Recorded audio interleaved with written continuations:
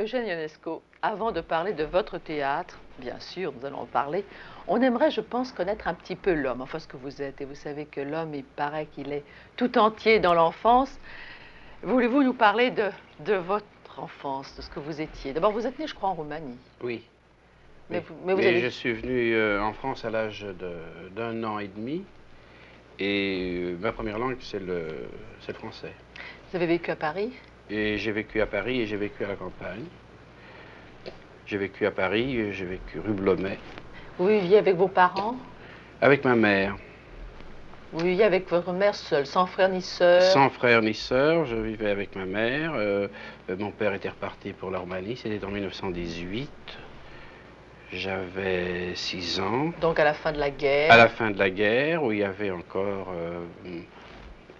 la guerre, il y avait la grosse Bertha, et il y avait des avions aussi qui survolaient la ville et qui nous faisaient très très peur. Vous aviez peur? Et oui, j'avais terriblement peur. Ce sont des peurs enfantines qui ne sont pas des cauchemars. Mais, Des peurs réelles. Des peurs réelles, parce qu'il y a une fois, il y a eu une bombe ou un obus de la grosse Bertha qui est tombé dans le square de Vaugirard, juste à 40 mètres de la maison. Nous habitions un petit hôtel, j'habitais au 6e étage. Et ça vous est resté? Et ça m'est resté, je me souviens, un soir, j'avais très très peur et ma mère est venue du travail et puis pour me rassurer, elle est sortie avec moi dans la ville, dans la rue, faire les commissions. Et alors je voyais beaucoup de monde et je voyais des lumières et des gens faisant des achats et je me suis senti un peu rassuré. Donc vous aviez un besoin d'être rassuré. Je vous demande ça parce que je me demande si ça ne reste pas dans la vie d'un homme, ces souvenirs de l'enfance. Oh, ça reste profondément dans la vie d'un enfant. Profondément. Vous avez donc toujours eu besoin, peut-être à cause de ça, d'être entouré d'une certaine sécurité? Oui. Je suis à la fois timide et agressif. Vous êtes timide? Timide et agressif, oui. Oui, timide et agressif. La timidité chez Mais vous? et alors, ce qui est... la timidité chez moi? Je veux dire, est-ce que ça se manifeste par une difficulté de communiquer avec les autres? Par une difficulté de communiquer avec les autres, par le sentiment d'être en danger en permanence, par le fait que je ne me sens jamais tout à fait bien dans ma peau et dans le monde. Vous aimez vivre seul? Oh oui, j'aime avoir des amis, mais j'aime beaucoup et de plus en plus être tout à fait seul. Être tout à fait seul dans une cabine de bateau, par exemple, ou alors enfermé chez moi. J'adore ma femme et j'adore ma fille, mais lorsqu'elles partent pour quelques jours, je m'enferme dans ma chambre et je peux rester des journées entières, des heures entières, sans rien faire, sans répondre au téléphone et surtout sans m'ennuyer. Et surtout sans vous ennuyer. Ah non. Ça, c'est assez rare. Vous savez que les hommes s'ennuient quand ils sont tout seuls. Ah non. Je m'ennuie davantage avec les autres. Si nous parlions un petit peu du jeune homme, du travail que vous avez fait avant d'écrire vos pièces, quelle sorte de travail? Eh bien, j'ai fait des études. J'ai été à l'école communale à la Chapelle-Antenaise, à Paris. J'ai commencé le lycée à Paris. Ensuite, je l'ai terminé à Bucarest. Qu'est-ce que vous rêviez de faire? Est-ce que vous aviez des rêves d'avenir ou de carrière? Oui, je me souviens quand j'avais 3 ans, je voulais je voulais vendre des marrons chauds. Parce que ça sent bon? Parce que ça sent bon. Et puis j'ai voulu être officier à 3 ans et demi. Et puis à 4 ans, je voulais être médecin. Mais pas n'importe quel médecin. Le médecin qui me soignait. Alors je disais, je veux être le médecin Durand avec une barbe. Bon. Et plus tard, ça a évolué. Plus tard, ça a évolué. Je crois que j'ai toujours voulu faire de la littérature. Définitivement. Mais avant d'en faire, est-ce que vous avez été obligé pour, mon Dieu, pour gagner sa vie? Oui. C'est-à-dire j'étais professeur de français. professeur de lycée à Bucarest de 36 à 38. Ensuite je suis venu en 38 pour faire une thèse de doctorat. Je suis donc redevenu étudiant, je suis revenu à la Sorbonne. Et je n'ai pas terminé cette thèse, et puis après j'ai été employé dans une maison d'édition. Donc c'est pas du tout par hasard que vous êtes venu à la littérature et au théâtre. C'était quelque chose qui Ah oui, remonte oui, très quelque loin. chose de profond. Je n'ai jamais su faire autre chose Et vous n'avez pas que de la désiré faire littérature, autre et je chose. n'ai jamais désiré faire autre chose. Est-ce que vous avez Pas vu... du théâtre spécialement, mais de la littérature. Est-ce que vous avez vu du théâtre très jeune? Est-ce que vous avez des souvenirs de théâtre? Oui, Est-ce que ça vous a emballé le théâtre? Est-ce que ça vous a émerveillé? un certain théâtre, un seul théâtre m'a emballé vraiment, c'était le Guignol. Et j'étais avec ma mère justement au Luxembourg, où il y a le Guignol. Je me souviens encore, je devais avoir 4 ans, 5 ans. Et alors j'étais là, et puis tous les enfants riaient autour de moi. Ils riaient, moi je ne riais pas. Ma mère croyait que je m'ennuyais, elle voulait me faire sortir de là, mais non, non, non, je n'étais pas ennuyé du tout, mais j'étais absolument interloqué, j'étais ahuri, j'étais pris. Et puis après, oui, alors je n'ai plus rien aimé au théâtre. Plus rien aimé? Plus rien aimé au théâtre. Et quand j'ai commencé à en faire, j'ai fait une sorte de Guignol. La Cantatrice chauve, c'est une sorte de Guignol. Le théâtre, c'est pour moi, doit être pour moi, enfin, très simple, très simplifié, très grotesque. Avec une sorte de mécanisme, comme si quelqu'un tirait les ficelles un peu. C'est le monde qui me semble être comme cela. Le monde... Le monde me semble être grotesque, absurde, dérisoire, pénible. Votre théâtre, justement, c'est un théâtre de l'absurde, mais si vous nous expliquez ce que vous, justement, vous entendez par l'absurdité du monde. Ça, c'est très, très difficile. C'est très, très difficile. Et si je continue, je vais me fâcher avec Dieu. Je trouve que... je trouve qu'il est absurde... D'être là? Pas absurde, d'être là. Je trouve que la vie n'est pas absurde. L'histoire n'est pas absurde, elle est très logique, elle peut s'expliquer, elle est logique ou elle est dialectique, enfin, elle peut s'expliquer. On peut dire pourquoi des choses se passent. Ce n'est pas à l'intérieur de l'existence que s'installe l'absurde. C'est l'existence elle-même qui me semble inimaginable, impensable. Pourquoi? Et c'est parce que vous vous posez des questions comme celle-là que vous faites un théâtre où, justement, les gens, eux, parlent d'une façon, ils ne communiquent pas ensemble. Ils ne communiquent pas d'abord. Il n'y a pas toujours ça. Enfin, mais je crois que dans mes moments les plus profonds, j'ai cette impression-là qu'ils ne communiquent pas avec moi. Eux, ils communiquent peut-être entre eux. Peut-être. Alors ils disent des choses que je ne comprends pas, qui me paraissent être des sottises, des mots insensés. C'est comme si je me détachais du monde et comme si je le regardais comme un spectacle que je ne comprends pas très bien. Alors c'est ça c'est mes premières pièces, c'est La Cantatrice chauve par exemple. Et puis après, évidemment, j'entre aussi dans le monde à un moment donné, et je participe. Mais il y a toujours ce sentiment d'insécurité, d'insolite, d'invraisemblable, de pourquoi. Quelle part, pour l'auteur, pour l'écrivain, y a-t-il de véritable sincérité? Je veux dire par là que ce monde, vous le trouvez absurde et vous l'exprimez de cette manière-là. Et quelle part y a-t-il justement de littérature, c'est-à-dire de coup de pouce? Au moment où vous, quand même, vous mettez en forme quelque chose. Oui, il y en a très peu en réalité, mais il y a tout de même une sorte de tricherie. Et on triche par pudeur, tout simplement. Par pudeur, par peur de dire des bêtises. N'est-ce pas? Alors on dit les bêtises quand même, mais on fait semblant de croire que ces bêtises sont des bêtises, alors que ces bêtises sont quelquefois des choses très sincères. Et là est la tricherie. Dans vos premières pièces, des pièces courtes, des Ah pièces oui, en un alors acte. je ne parle pas des pièces en acte, je parle des pièces comme Victime du devoir, par Oui. exemple, où je fais une théorie du théâtre à la fin de Victime du devoir, à laquelle je crois, mais je ne suis pas très sûr qu'elle soit bonne, alors je la présente comiquement. Vous dites comiquement, c'est tout de même quelque chose auquel vous croyez, le comique. Oh oui, c'est très compliqué. Si on me demandait ce que c'est pour moi le comique, d'abord...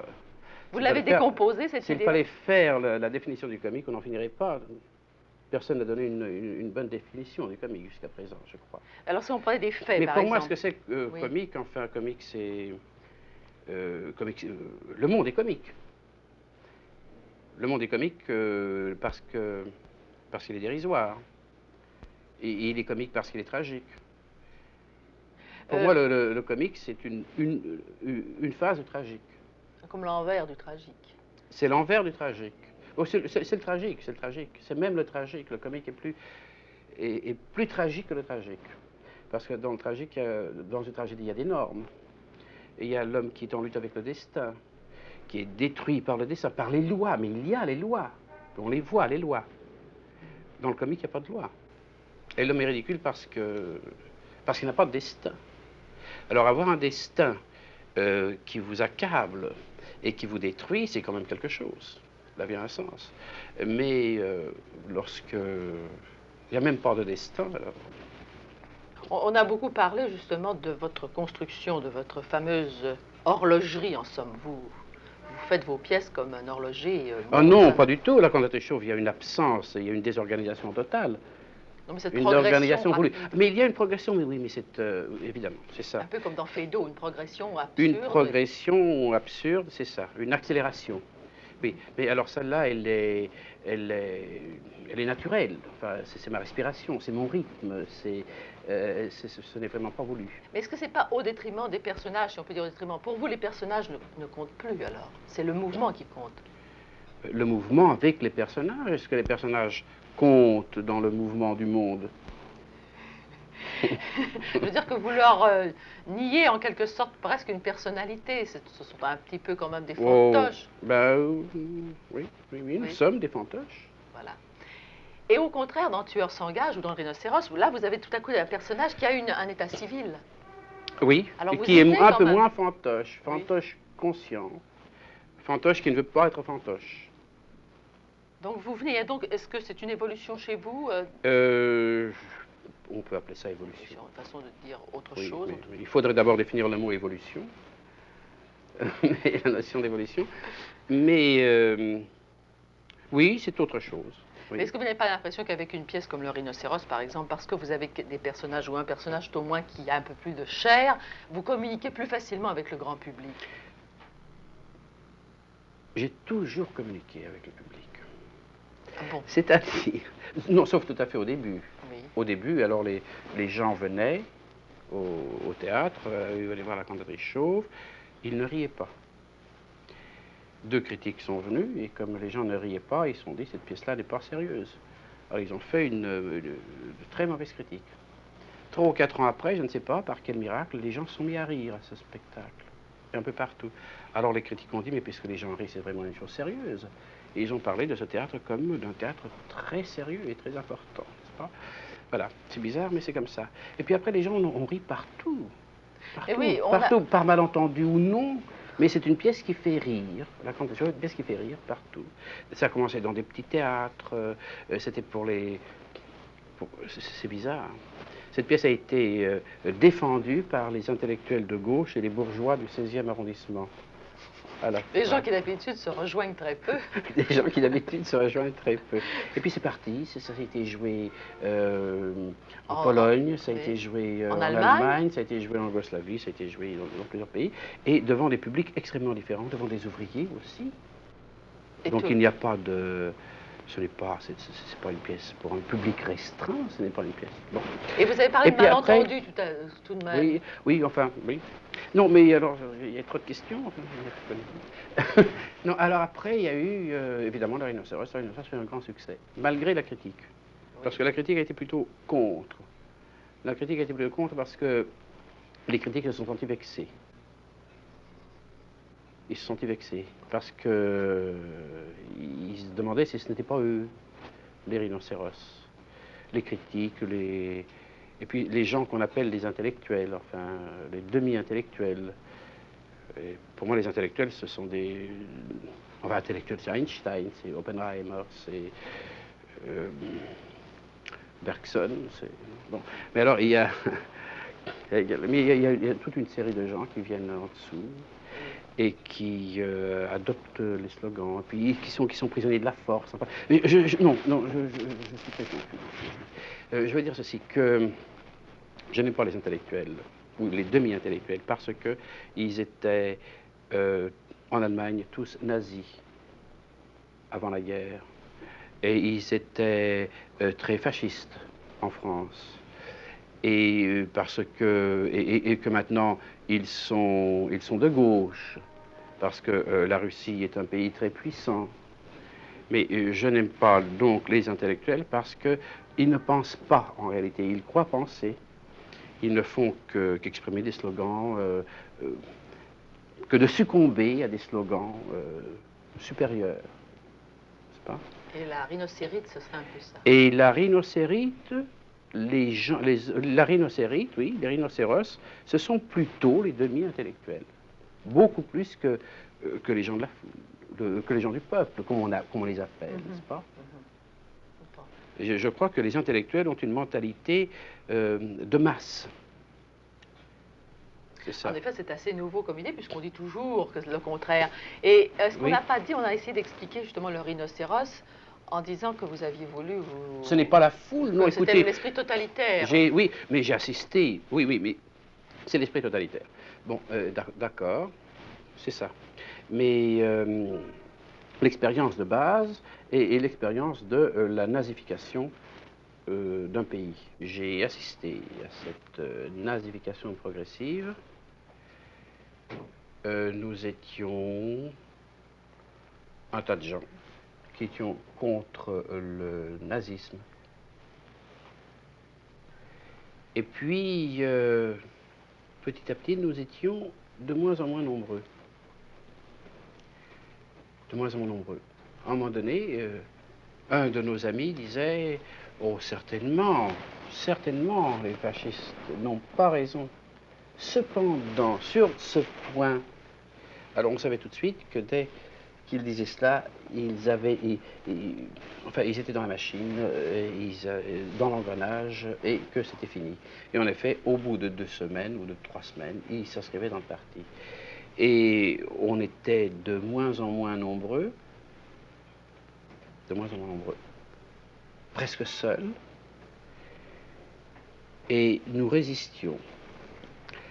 Nous résistions moralement. Bon, je n'ai pas été un héros, je me suis tenu tranquille. Mais c'est très difficile aussi d'être un héros moral et de ne pas succomber à une propagande. J'avais mauvaise conscience, comme mon personnage Béranger, puisque tout le monde pensait autrement que moi. Bon. Et alors, voilà. Cette pièce est donc le procès des intellectuels. Parce que si le nazisme a été possible, c'est la faute des intellectuels. Non pas des grands intellectuels, mais enfin des intellectuels professionnels. Enfin, de ceux qui pensent un peu. De ceux écrivains, journalistes, professeurs, etc. C'est leur faute. Donc à l'intérieur d'une pièce dont le mécanisme reste, comme le mécanisme de vos autres pièces, éminemment bien huilé et comique, il y a une idée qui n'est pas elle-même comique, il y a une idée. Et comme vous avez été quelquefois contre les sociologues, contre les auteurs engagés, contre ceux qui livraient un message, est-ce que là, vous n'avez pas quand même été un petit peu dans leur sens à eux? Oui, j'ai été à la fois dans leur sens à eux et contre eux. Ils m'ont reproché d'écrire des pièces sans message, ce qui est parfaitement compréhensible. Et au moment où j'ai écrit une pièce à message, ils m'ont grondé parce que le message était contre eux. Est-ce que parmi ceux, justement, de ces écrivains à message qui sont contre vous, est-ce que vous n'avez pas un illustre adversaire en Jean-Paul Sartre? Oh. Est-ce que c'est une querelle classique? Oh, Jean-Paul Sartre. Oh, non, non, non, non, je ne veux pas en parler parce que je ne veux pas dire du mal de lui. Non, Pour vous, c'est l'amphithéâtre? Non, c'est l'homme qui cède à tout. C'est l'homme qui cède à tout. C'est l'homme qui écrit une philosophie inspirée de Heidegger, l'illustre, il croit que c'est le dernier mot de la pensée, et qui est tout près, qui était tout près en 38-39 d'être nazi. Enfin, les nazis sont... Enfin, d'être nazi, il aurait pu l'être. Il aurait pu l'être. Enfin, arrive la guerre, il vit tranquillement. Pendant la guerre, tout de suite après la guerre, l'Allemagne est vaincue et il redevient humaniste. L'existentialisme est un humanisme, dit-il. Et puis, après, la Russie devient très puissante, il devient très communisant, et dans son dernier livre, il se déclare ami du marxisme. Arrive la guerre de la révolte de Budapest, et dit, oh, l'histoire a changé, maintenant, enfin, ça change, il faut être dans le courant de l'histoire. Et il dit, je ne serrerai plus jamais la main à un communiste. Les événements changent, de nouveau, la rébellion hongroise est matée. Alors il reprend le dialogue avec les communistes. Je ne lui reproche pas d'être anticommuniste ou d'être communiste. Ce que je lui reproche, c'est de ne pas avoir de caractère, de force. D'être un petit peu trop le miroir de son temps. Il n'est que le miroir de son temps, c'est un miroir. Et il a été, je crois, je ne sais pas si vous allez m'approuver, mais est-ce qu'il n'a pas été un homme influencé par Kafka, comme vous l'avez été? Autrefois, maintenant ce n'est plus permis. Ce n'est plus la ligne de l'histoire. Je crois que des choses comme la nausée, non pas le mur, oui, ça devait être inspiré par Kafka. Mais vous continuez à subir profondément l'influence d'un homme comme Kafka, ou si c'est dépassé aussi pour vous? Oh, vous savez, vous êtes très professeur. Il n'y a pas d'influence. Il y a très peu d'influence. Il y a des rencontres. Il y a des gens qui ressemblent à un tel. Bon, Kafka a commencé avant, alors apparaissent des gens comme Adamov, ses premières pièces, Blanchot, Sartre, Beckett. Moi, on dit, ah, ils sont influencés par Kafka. Non, ils expriment l'état d'esprit d'une époque. Parce que si on est simplement influencé par quelqu'un, vraiment, ce n'est pas intéressant et on ne dit plus rien. Et actuellement, parmi les écrivains, ceux qui font du théâtre actuellement, qu'est-ce qui vous intéresse? Qu'est-ce que vous allez voir? Pas grand-chose. Pas rien, tout de même. Oh oui, enfin, je suis très souvent invité au Général. Jean Genet?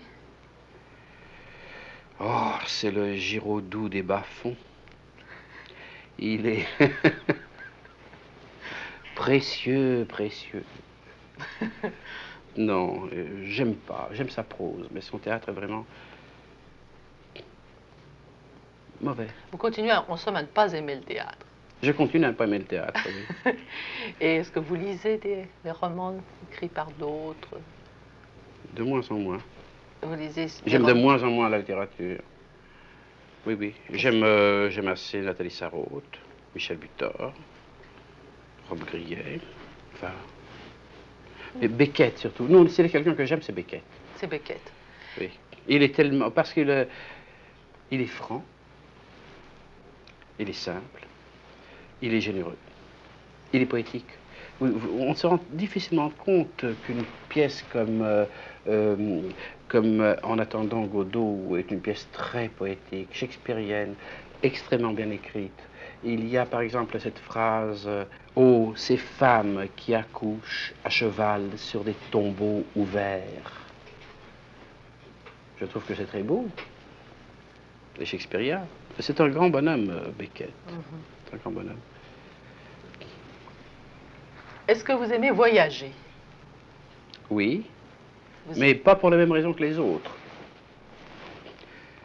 J'aime voyager pour être dépaysé. Non pas pour savoir ce que font les gens, comment ils vivent. Enfin, ça c'est de la petite cuisine. Pas en documentaire. Pas en documentaire. Est-ce que vous Mais avez... pour avoir l'impression, pour retrouver tout de même l'état d'esprit de mon enfance, lorsque les couleurs, Lorsque le jaune me semblait beaucoup plus jaune, le jaune des blés, le rouge des coquelicots me semblait beaucoup plus rouge, et le monde frais. Et je voyage un peu pour retrouver cette fraîcheur, pour être dépaysé, pour oublier ce monde de l'accoutumance qui me cache quelque chose d'essentiel. Je ne sais pas quoi exactement, mais je sais qu'il est essentiel. Et retrouver l'étonnement d'exister, la fraîcheur du monde. C'est la raison pour laquelle je voyage. Est-ce qu'en Et j'ai du venant, mal à la retrouver. est-ce qu'en venant aux États-Unis, vous avez retrouvé une fraîcheur du monde? Oui, les 3 premiers jours, enfin, non, les 3 premiers jours. Et après, j'ai vu à New York une ville, j'ai vu que c'est une ville dure, insoutenable, avec des gens rudes.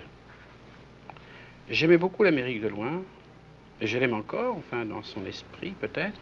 Non, je ne peux pas dire que je l'aime, mais je peux dire que je la déteste moins qu'autre chose. N'est-ce pas? C'est un monde insupportable, mais enfin, mais c'est il est moins insupportable que d'autres mondes. Ce sont des conditions très mauvaises, enfin, pour la condition de l'esprit. Mais enfin, ce sont les moins mauvaises possibles, tout de même, je croyais. Oh, c'est ça. Mais enfin, mais New York est une ville terrible où on sent que les gens se précipitent. Je ne sais pas, ils courent, comme des chiens. Il y a des villes chiens et il y a des villes chats. N'est-ce pas? Le chien, c'est quelqu'un qui court. Il court, il va, il ne se promène jamais. Le chat se promène. Vous allez en Grèce, n'est-ce pas? Vous allez à... Et vous voyez que c'est une ville de chats. Les gens se promènent, n'est-ce pas? Ils contemplent. C'est ça. New York, ce n'est pas une ville de chats, c'est une ville de chiens. Et vous seriez plutôt du côté des chats? Ah oui, bien sûr. Je suis pour une ville de chats. Paris est une ville de chats. Un mélange entre. Mais encore beaucoup de chats à Paris.